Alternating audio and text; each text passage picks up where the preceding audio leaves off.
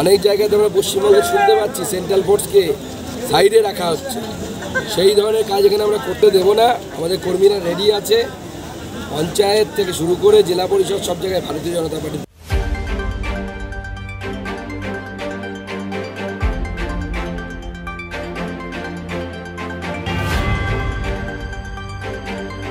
গণনা শেষ না হওয়া পর্যন্ত ময়দানে থাকার বার্তা দলীয় কর্মীদের দিচ্ছেন বিজেপির রাজ্য সভাপতি সুকান্ত মজুমদার।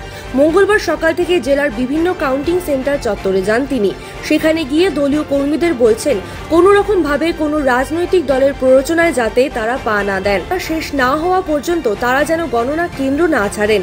মূলত কর্মীদের মধ্যে উৎসাহ বাড়াতেই বিভিন্ন এলাকায় ছুটছেন বিজেপির রাজ্য সভাপতি সুকান্ত মজুমদার।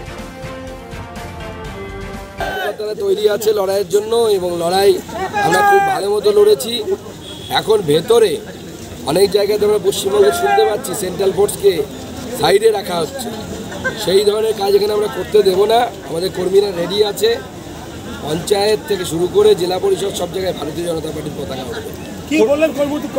কর্মীদেরকে আমরা বলেছি শেষ পর্যন্ত থাকার জন্য, লড়াই যেন বন্ধ না হয় এবং আমাদের কর্মীরা রেডি আছে শেষ পর্যন্ত লড়াই করার।